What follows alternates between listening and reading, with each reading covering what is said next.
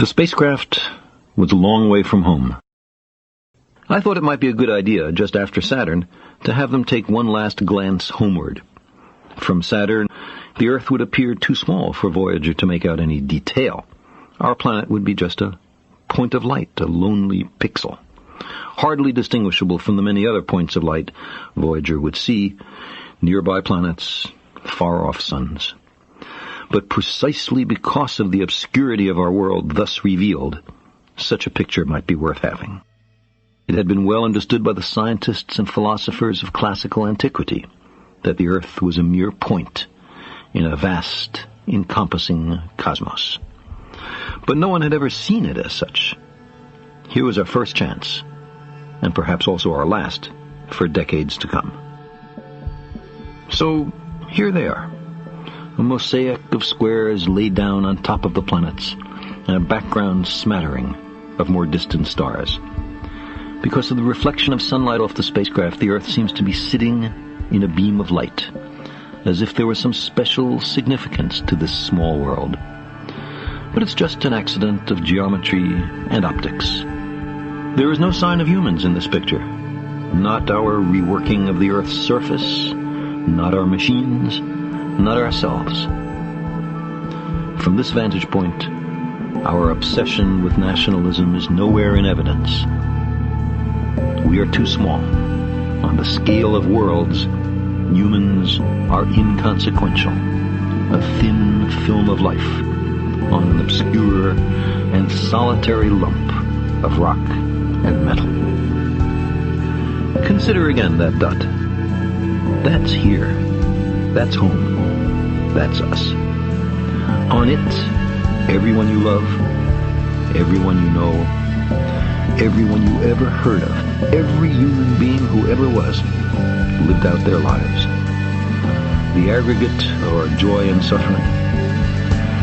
Thousands of confident religions, ideologies, and economic doctrines.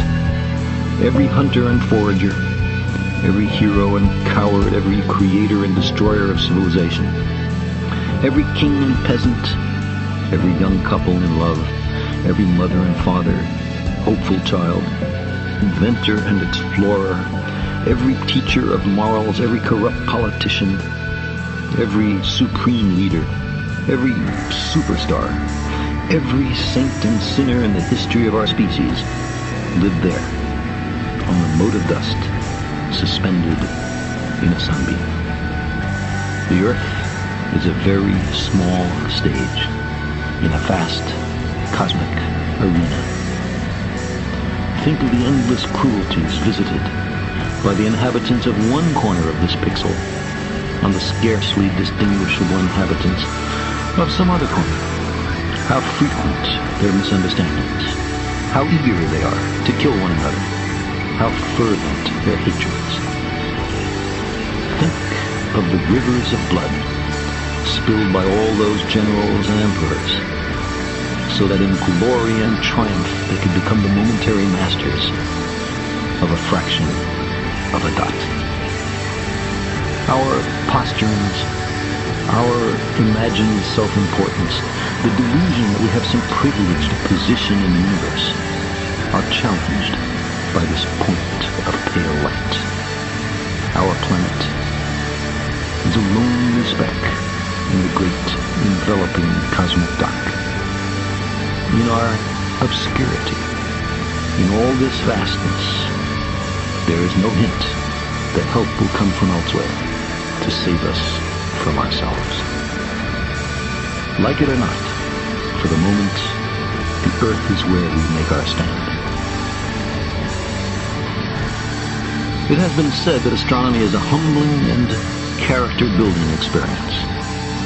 There is perhaps no better demonstration of the folly of human conceits than this distant image of our tiny world.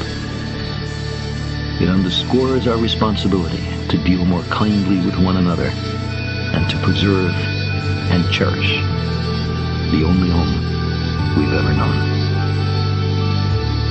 The pale blue dot.